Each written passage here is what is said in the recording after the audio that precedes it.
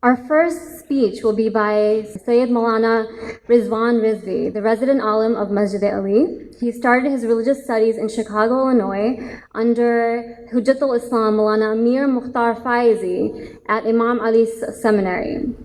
Thereafter, he attended the Islamic seminary in Qom in 2000 and studied under some of the most renowned theologians in the Hawza.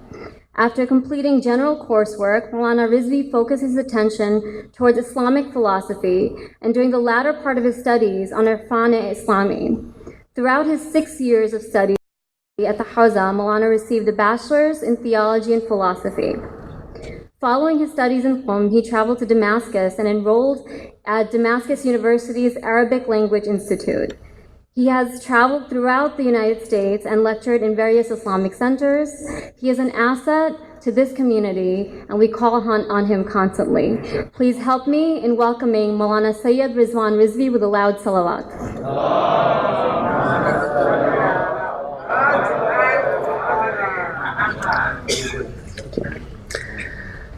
In the name of God, the Beneficent, the Merciful, Assalamu alaikum wa rahmatullahi wa barakatuhu.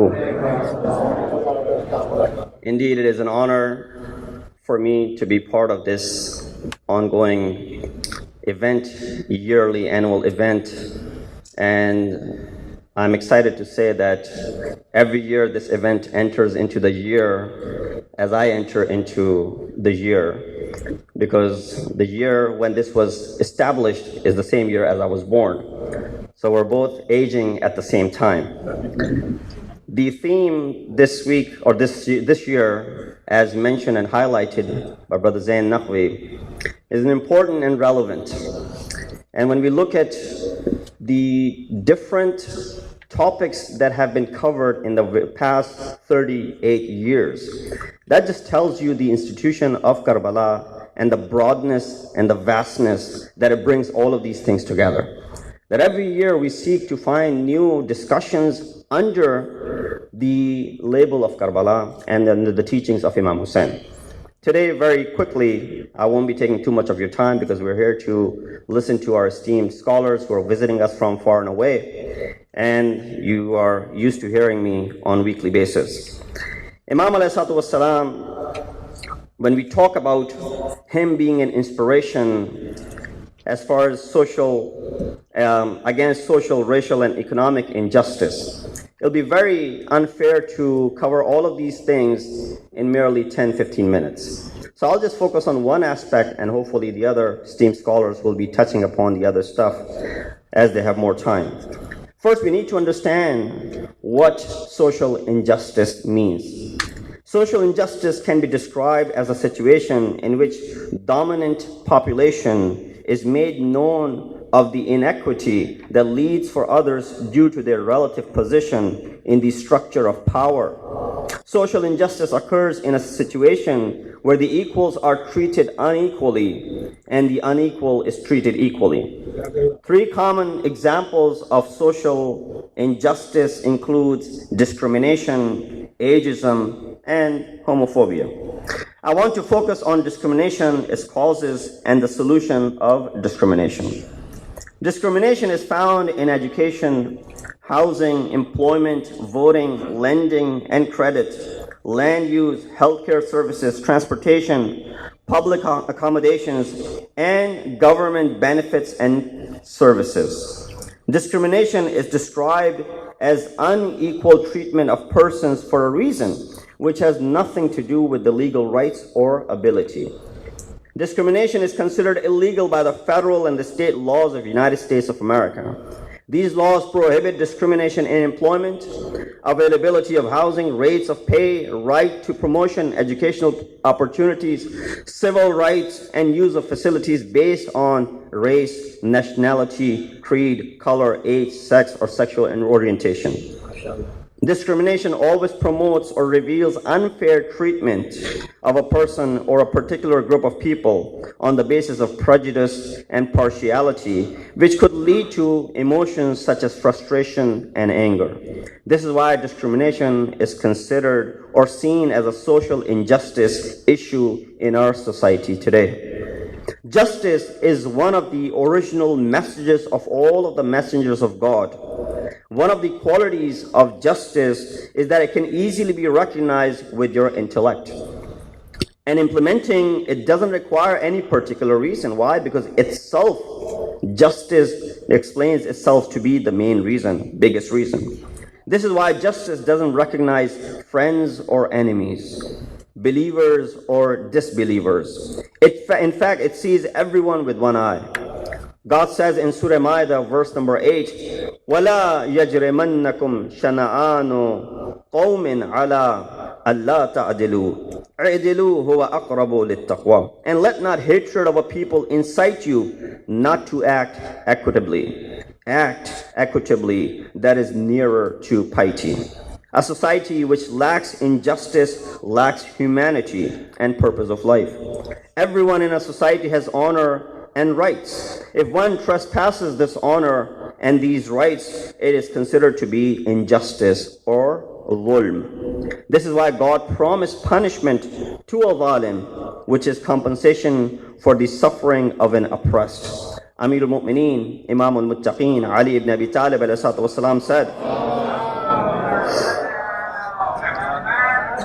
Commander of the Faithful said, Yawmul mazloom ala al-zalimi ashaddu min yawm al-zalimi ala al-mazloom. Beautifully, he said, the day of revenge by an oppressed over an unjust is more severe than what oppressor did in his days while he was practicing injustice. So yeah, while he was practicing injustice, he was causing suffering, but when it's turned around in the court of the Lord, it will be much more severe. One of the objectives of Imam Hussein's revolution was implementation of social justice in the society. Reason of injustice doesn't start from the enemy Yazid and his policies only. Rather, it goes back further from the time the Umayyads came into power. A history lesson for another day, for another time. This is why we read in one of the letters of Imam Hussain to the people of Kufa. He said, Man ra'a sultanan ja'iran mustahillan li hurumillah ناكثا لعهد الله مخالفا لسنة رسول الله يعمل في عباد الله بالإثم والعدوان ثم لم يغير بقول وبفعل كان حقيقا على الله أن يدخله مدخلا. You know very well that Prophet said in his life, whoever sees a tyrant sultan, one who considers the impermissible, the forbidden to be permissible, breaks the covenant of God, goes against the tradition of the Prophet, acts with sins and aggression.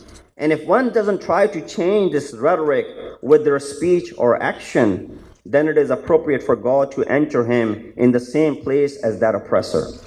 So for us to change the rhetoric, we need to make sure that we bring it into our speech as well as our action. Even though Imam is addressing the people of Kufa, but he was speaking to every freedom-loving person. Don't think today, when we see the white supremacy and discrimination, it is because we are so far away from the time of the Prophet. Not too long after the wafat and the demise of the Prophet, there were massive discrimination into practice even by those who heard Prophet directly saying such things, La fadla li'arabiyyin ala ajami, wala li'ajamiyyin ala arabi, wala li'aswada ala ahmar, wala li'ahmara ala aswad, illa bittaqwa. He said, no virtue of an Arab over a non-Arab, and vice versa. A black over white, and vice versa, except as far as your piety is concerned, your taqwa and God-awareness is concerned. Some people today justify the acts of Yazid, his father, and the other oppressors of Banu Umayyah by saying they were mujtahids. They acted according to their religious edicts, and therefore it is quite possible for a mujtahid to make a mistake. Therefore, they also made a mistake.